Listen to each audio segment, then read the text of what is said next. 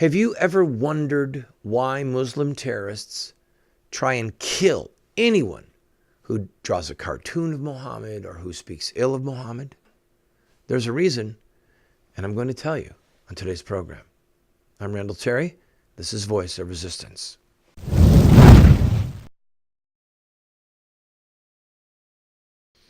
Welcome to the broadcast, friend. We are showing the entire 20 episodes of What Would Muhammad Do this month. You are being treated to a master's degree level research project.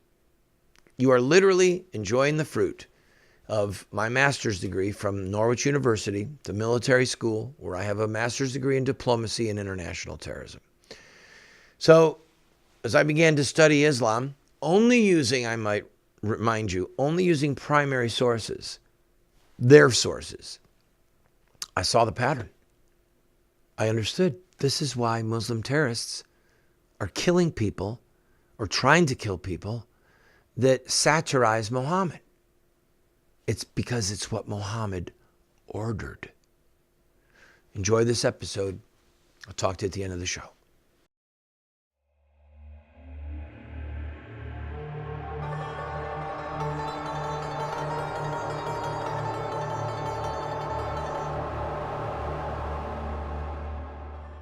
The future must not belong to those who slander the Prophet of Islam. Millions of Muslims throughout the world call for the death of anyone who mocks or insults Muhammad. Muslim terrorists regularly seek to kill anyone who publicly speaks against Muhammad. Why? Because it's a crime, punishable by death under Islamic law, to insult or satirize Muhammad. And this death sentence was instituted by Muhammad himself. After Muhammad's victory at Badr, he had 70 hostages from Mecca. Muhammad singled out 2 captives, both of them nobles of Mecca, Al-Nadr and Uqba. Al-Nadr used to listen to Muhammad preach in Mecca. He would then argue with Muhammad or insult him. I swear by God, Muhammad is no better a storyteller than me. His talk is only of ancient legends from which he borrows, just as I do. He taunted Muhammad. I can tell a better story than he. Come to me. Muhammad had Al-Nadr brought before him and sentenced him to death, saying it was because he had insulted him when they were in Mecca. No trial, no mercy. He ordered his young cousin, Ali, to cut off his head. Ali obeyed and severed Al-Nadr's head from his body, while Muhammad looked on stoically. Muhammad then ordered Uqba, the man who put sheep guts on his back in Mecca, to stand before him and said to his men, "Do you know how this man treated me? He came up while I was prostrate in prayer, placed his foot on the back of my neck, and pressed down on it. I thought my eyes were going to come out before he lifted up his foot." Muhammad sentenced Uqba to death. Uqba pled for his life. Am I to be killed while the other hostages are not? Muhammad was unmoved. Uqba begged for mercy. Who will take care of my children? Muhammad said, "Hellfire." and had him decapitated. Muhammad let all the other hostages live, but by his own testimony, he had these 2 men decapitated in his presence because they had insulted him back in Mecca. From Badr forward, if any man or woman insulted, mocked, or satirized Muhammad in song or poetry, they were executed or assassinated at Muhammad's command.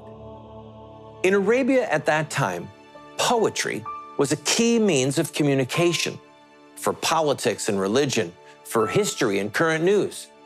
Arabs praised someone they loved or mocked someone they hated through poems and songs. The defeat of the Meccans and death of so many nobles at Badr shook the region. Many poets lamented the battle's outcome and criticized Muhammad. One such poet was Ka'ab ibn Ashraf. The Muslims called him the enemy of God. He was part Jewish, part Arab. After the Meccan loss at Badr, The enemy of God began to inveigh against the apostle and recite verses bewailing the nobles killed at Badr. He composed verses that were suggestive about Muslim women and critical of the Prophet and his followers. Ka'ab urged Muhammad's followers to forsake him. Drive off that fool of yours that you may be safe from talk that has no sense. But Muhammad claimed that his victory at Badr was proof that he was God's messenger and that he was to be obeyed. So, Ka'ab, the son of Ashraf, must not be allowed to mock Muhammad or his followers or lament the outcome of Badr. Muhammad asked a group of his men, Who will rid me of Ka'b, the son of Ashraf? Muhammad bin Muslama said, I will deal with him for you. O apostle of God, I will kill him. Muhammad said, Do so, if you can. The assassin recruited 2 other Muslims, including Ka'b's foster brother, who had recently become a Muslim. Ka'b didn't know that his foster brother was following Muhammad. Muhammad personally walked the 3 assassins to the edge of town at night to set out on their journey to commit murder. Muhammad prayed, Go in God's name. O God, help them.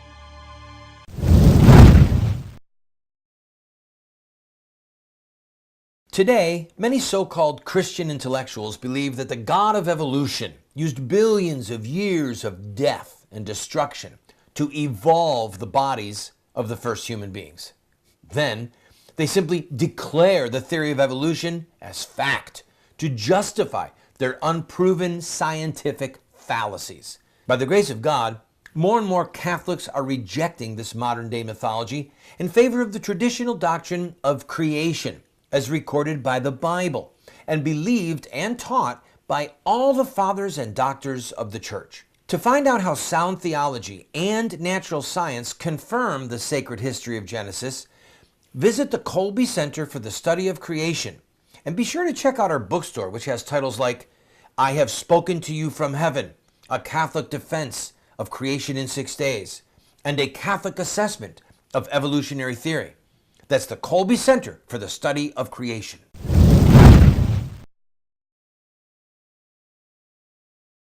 The 3 assassins successfully deceived Ka'b by a false business deal.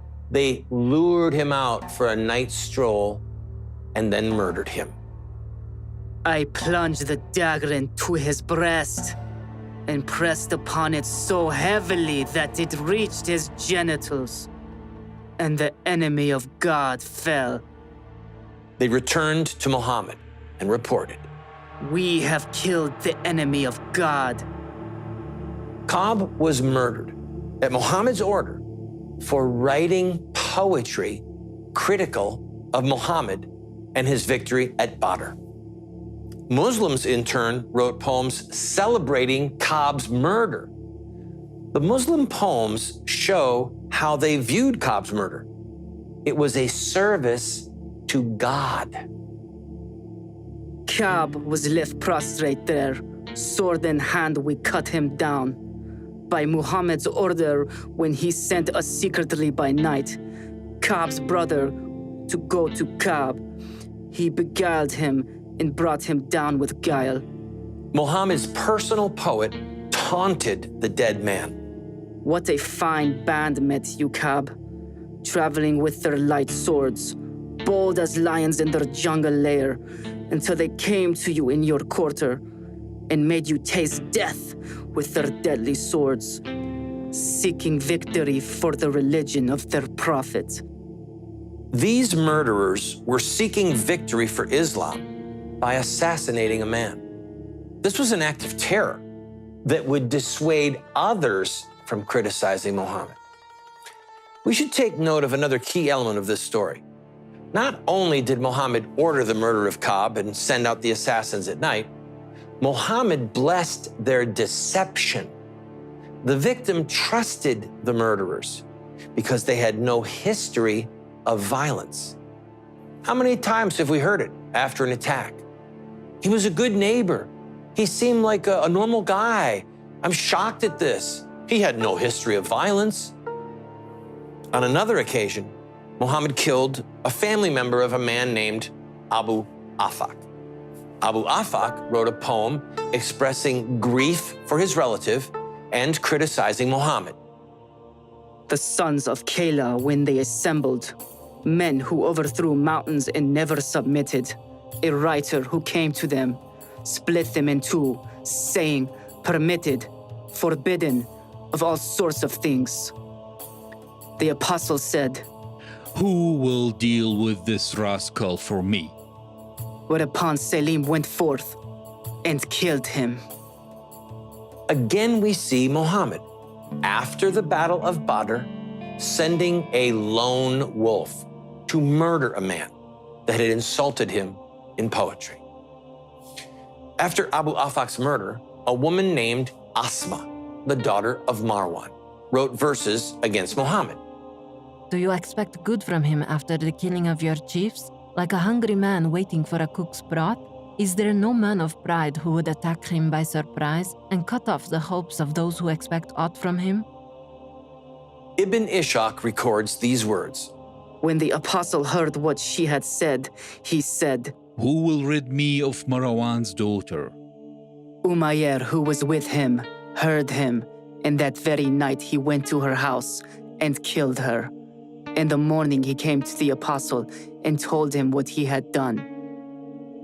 You have helped God and his apostle, O Umayr.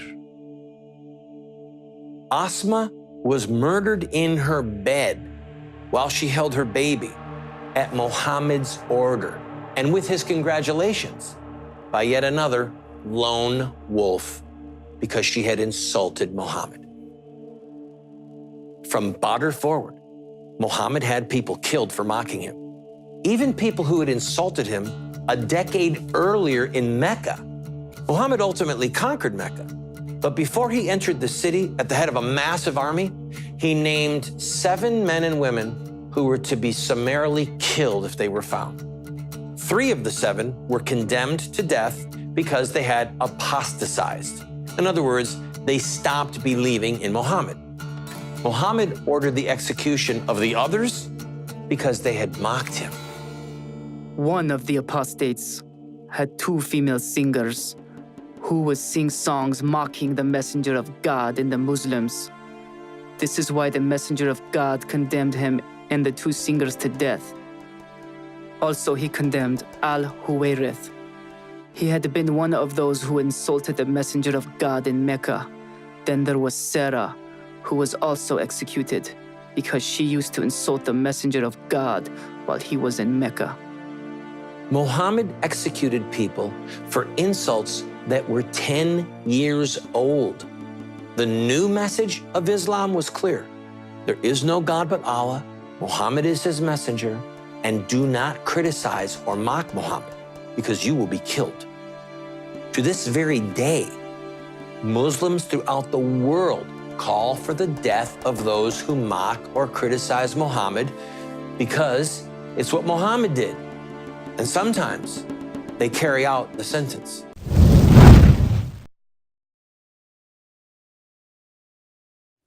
Have Muslim terrorists hijacked the peaceful religion of Islam? Or is there more to the story? The answer lies in the life of one man, Muhammad, the founder of Islam. Muslim terrorists see themselves inside a 1,400-year-old story, a narrative that focuses on specific events in the life of Muhammad. We are going to look at Muhammad's life using their most sacred literature. We will look at Muhammad at the Battle of Badr.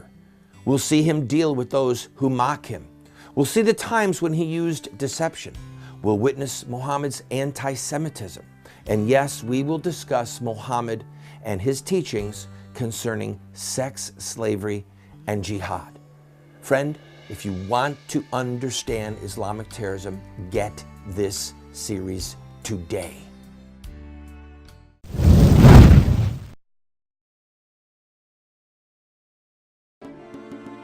A recent heinous crime illustrating this point was the murder of the Dutch filmmaker Theo van Gogh, a relative of the painter Vincent van Gogh. Van Gogh teamed with Ayaan Hirsi Ali, who was born into a Muslim family in Somalia and emigrated to Holland.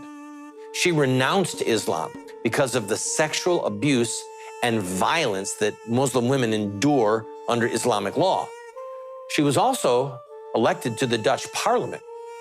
She wrote the script for a film portraying the abuse of Muslim women. Theo van Gogh turned the script into the film, Submission, Part 1. After the film's release in 2004, Theo van Gogh was brutally murdered in broad daylight in Copenhagen by Mohammed Bouyeri, a 26-year-old Muslim man. Bouyeri was what authorities call a lone wolf who had self-radicalized. He had no connection to a so-called terrorist group. He simply read the Quran and read the Hadith and read the biographies on Muhammad's life.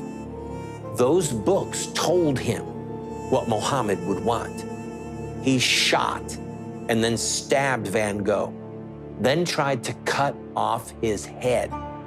He plunged a large knife into his chest, pinning a letter to Van Gogh's dead body. The letter praised Islam and warned Miss Ali of a similar fate because she had insulted Muhammad and Islam. Ayaan Hirsi Ali, you will break yourself to pieces on Islam. There will be no mercy shown to the purveyors of injustice. Only the sword will be lifted against them. Miss Ali now lives in hiding and still speaks against the abuse of women under Islamic law. On January 7, 2015, two Muslim brothers, following the script of Muhammad, burst into the Charlie Hebdo headquarters and slaughtered 11 members of the staff. Why? Because they had mocked and insulted Muhammad in political cartoons. Some people have incorrectly stated that these murders and threats happen because it's blasphemy to simply show any image of Muhammad. No. You can see from the ancient Islamic art we use that many Muslims made images of Muhammad. It's not a crime punishable by death, but mocking Muhammad and insulting Muhammad carries the death sentence because this is the punishment that Muhammad ordered.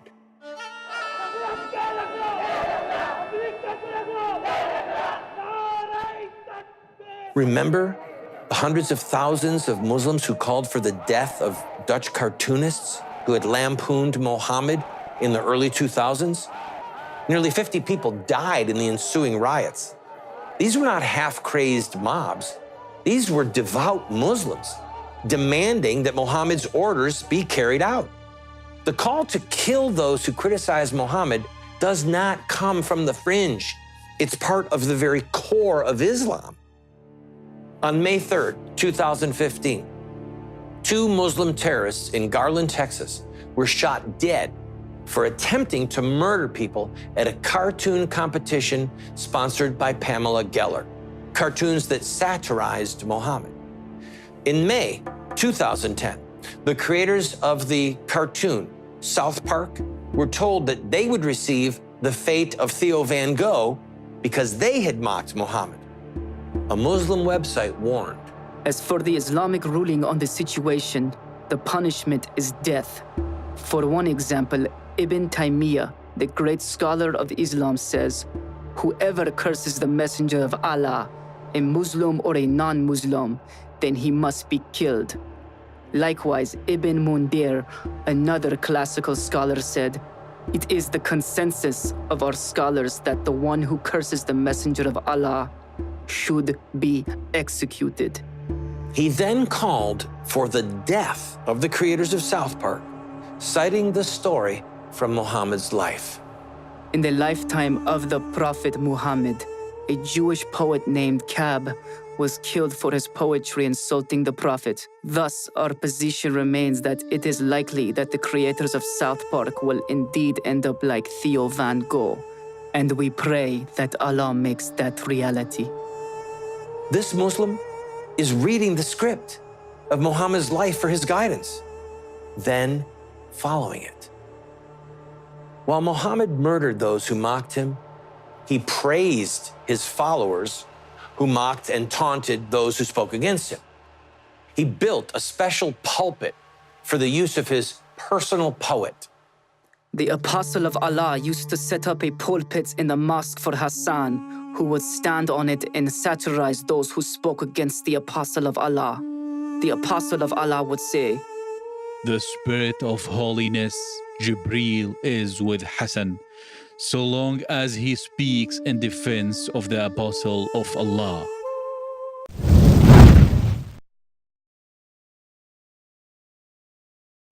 What Would Mohammed Do? Islamic Terrorism Explained is the best movie series documentary ever produced on the life of Muhammad and Islam.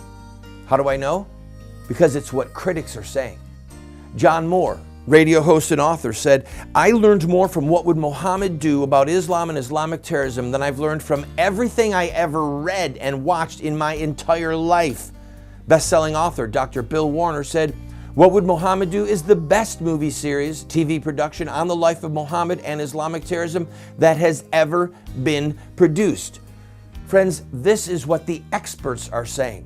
No one has ever done what we've done. I encourage you to get 1, 2, 4 copies. Call 304-289-3700. That's 304-289-3700, or order it at the address or the website that you see on the screen. For those of you who are political activists, I have 2 books that are must-reads for you, and you need them in your library. 1, The Book That Made America, How the Bible Formed Our Nation, and 2, Confrontational Politics. I love both of these books. The book by Jerry Newcomb comes highly recommended by Ann Coulter. It gives you the ammunition so that you can say and see for yourself that the Bible was indeed the foundation of this republic. We weren't built to be a secular nation. We were built to be a God-fearing nation on the principles of Christianity as laid out in the scriptures. And confrontational politics, this puts to rest forever the lie that we should be nicer than Jesus when it comes to political activism. If we're going to win, we have to be confrontational. Only $25 for both books. Call 304-289-3700. That's 304-289-3700.